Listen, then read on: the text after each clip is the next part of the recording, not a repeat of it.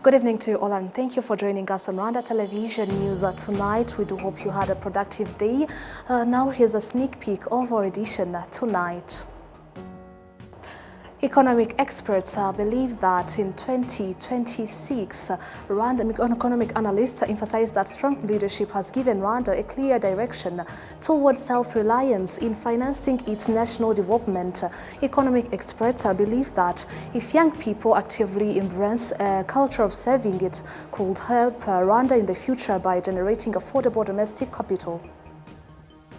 And on the international scene, health authorities have now emphasized that in Rwanda, in the Democratic Republic of Congo, there is 4 Ebola cases and also 2 deaths.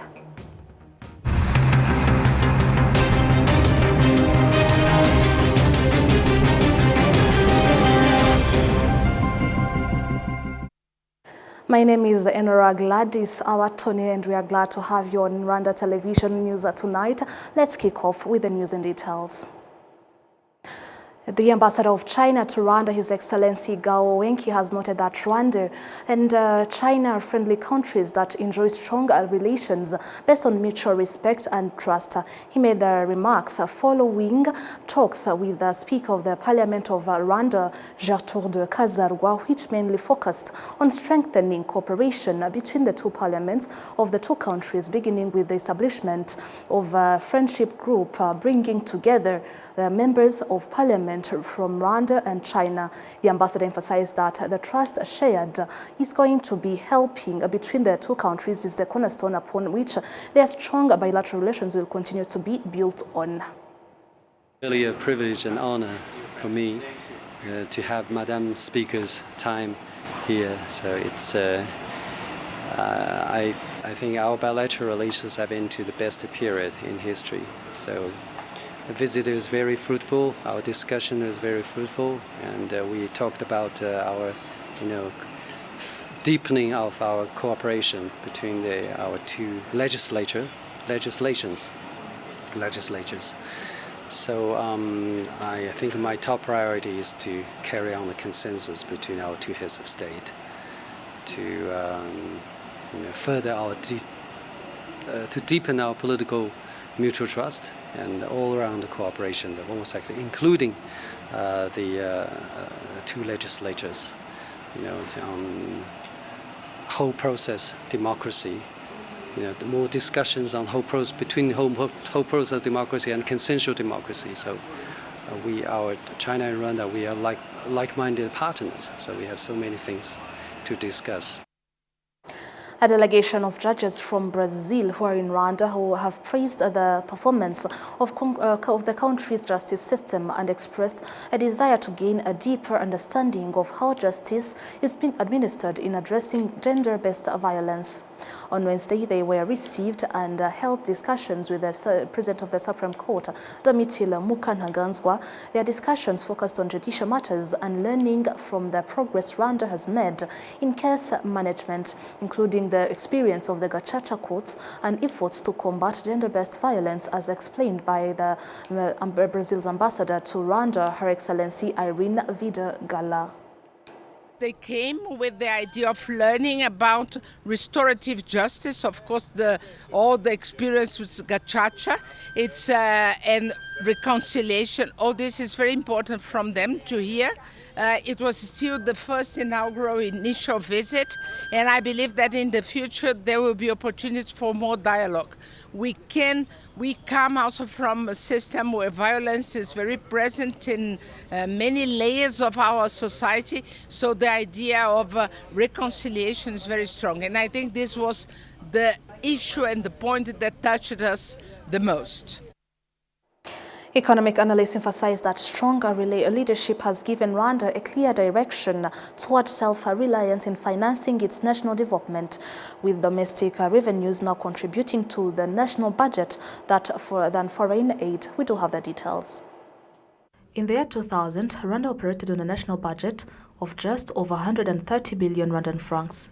A close analysis shows that the budget has increased nearly 60-fold, as the country plans to spend 7.796 trillion Rwandan francs in the 2026-2027 fiscal year. However, as Rwanda's budget continues to grow, foreign aid and grants have gradually declined. Veteran economist Strato Habyarimana says this is a positive development that reflects the country's increasing financial independence. I remember around 2012 and 2013, there was a situation where some development partners announced that they were suspending their aid. When you face such challenge, you are forced to look out for solution. It was during that period that Rwandans truly woke up and began asking themselves, why could we not find solutions within our country? I believe that is where the idea gained momentum. Even before, our leaders had recognized the importance of making Rwanda self-reliant. But perhaps people had not fully focused on the strategies needed to achieve the goal. Development partners often dictate how their aid should be used, and you are not allowed to use it for anything else. Currently, tax revenues are considered the primary source of government financing. For example, in the 2025-2026 budget, which amounted to 7.032 trillion Rwandan francs, projected tax revenues accounted for approximately 3.628 trillion Rwandan francs. Many citizens say they take pride in contributing to national development through taxation and witnessing the country's rapid progress. Through large-scale revenue-generating initiatives, Rwanda earned more than $94 million in 2025 from international conferences and events it hosted, as well as 165 regional events attended by more than 61,000 participants. Economic analysts view these achievements as a result of good governance that provides the country with a clear vision and a strong foundation for finding homegrown solutions to development challenges. We know we have a strong and growing business community. We have our own national airline. We are now building a major international airport. We have developed significant infrastructure across the country, and Rwanda has earned recognition on the international stage. The head of state has carried out remarkable diplomatic efforts, and I believe that our civil society is strong, our private sector is strong, and our government institutions are also strong as well.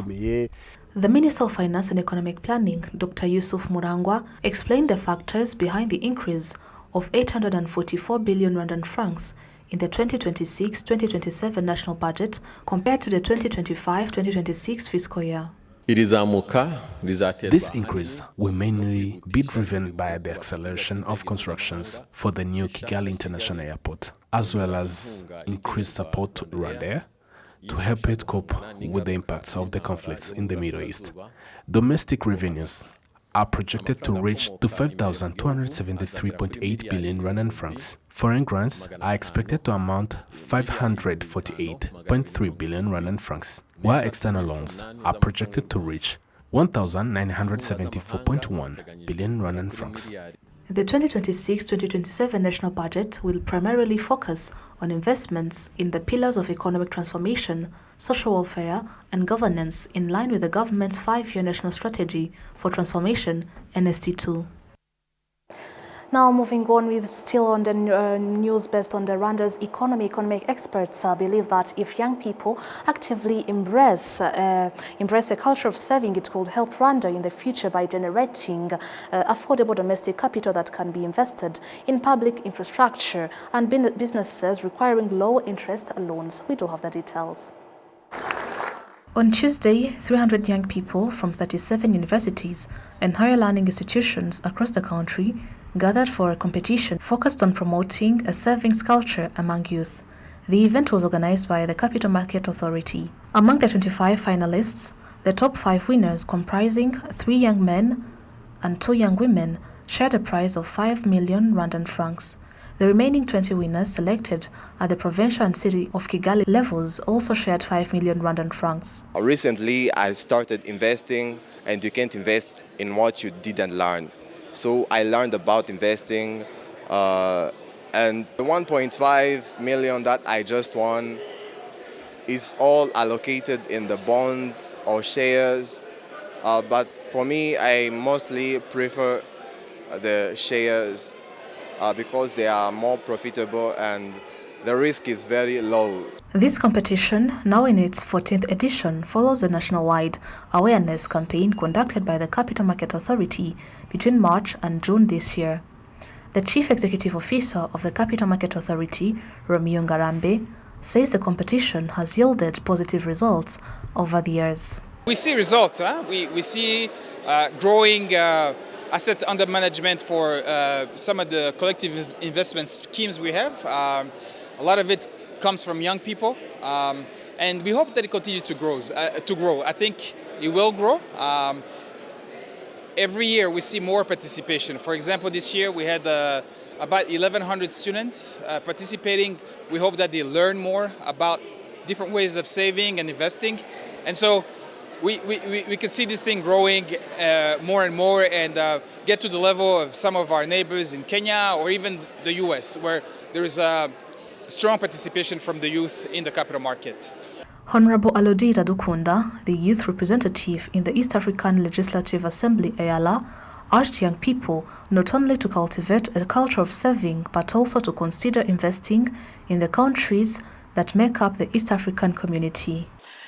So an investment mindset recognizes that every single coin you save is not a price to be started at, it is a seed that must be planted. And if you leave that seed in the drawer, it rots. If you plant it in capital markets, it grows. The greatest asset you possess today is not money, it is time. So don't wait until you are wealthy enough to start investing. Start where you are. Start with what you have, and start consistently. It has to be consistent. So let us stop thinking within our borders. Let us transition right here and right now from a youth that merely watches the economy to an empowered, disciplined generation of owners. Economic expert Dr. Emmanuel Ndahiro says that encouraging young people to save would help increase the national savings rate and contribute to overall economic growth.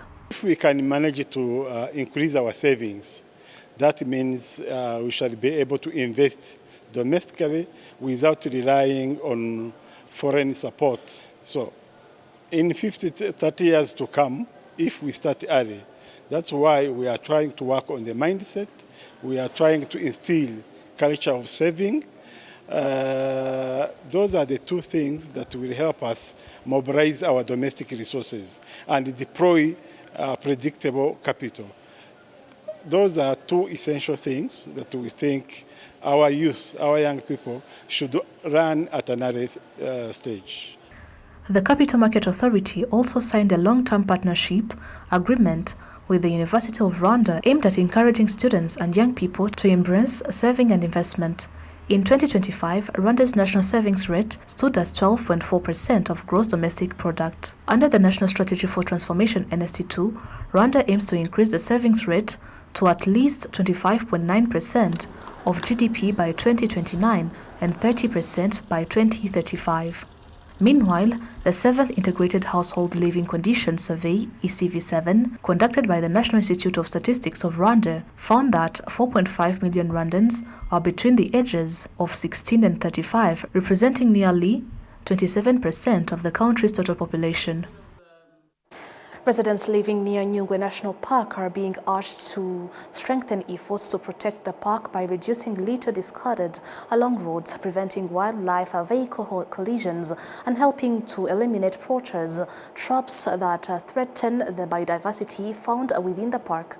In the past 5 years alone, more than 43,000 traps have been removed from the park, while 463 people have been handed over to criminal investigators for activities that damaged Nyungwe National Park.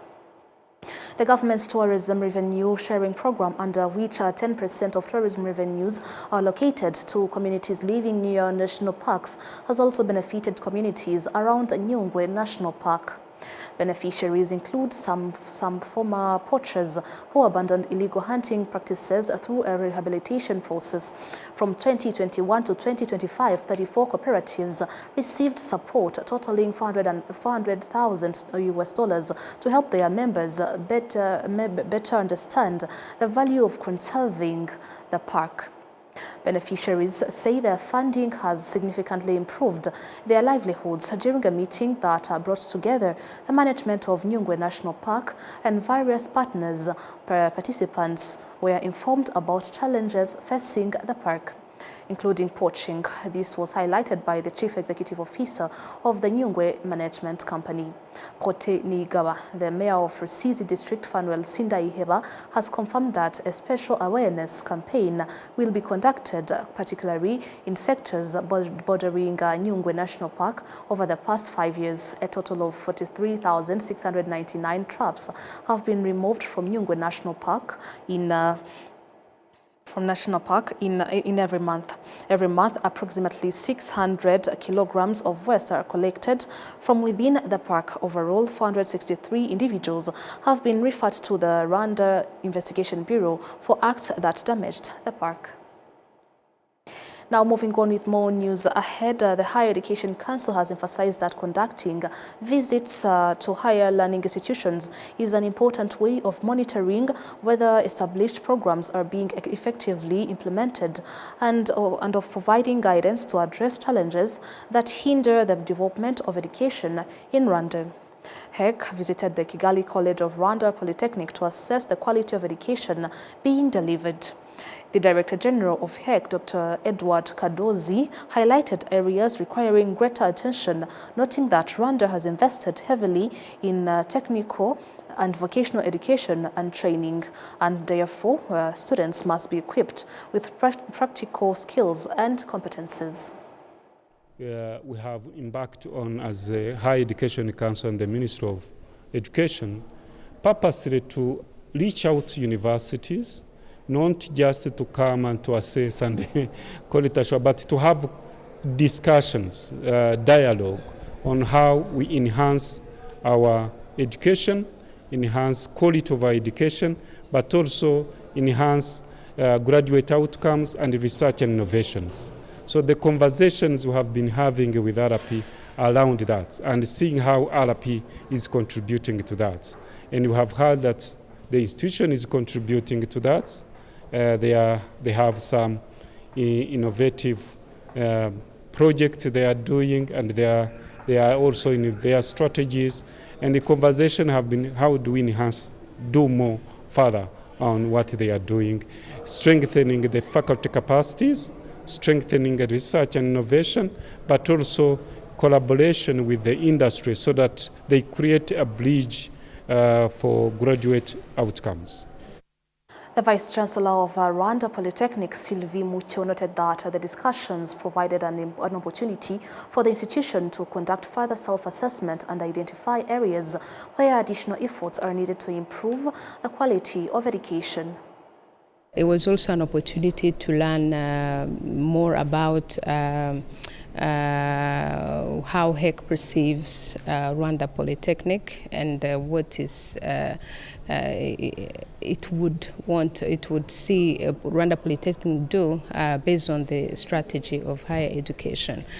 And one thing that we've noticed is that we have good, very high potential of contributing to the society, solving societal problems, and contributing to socio-economic development.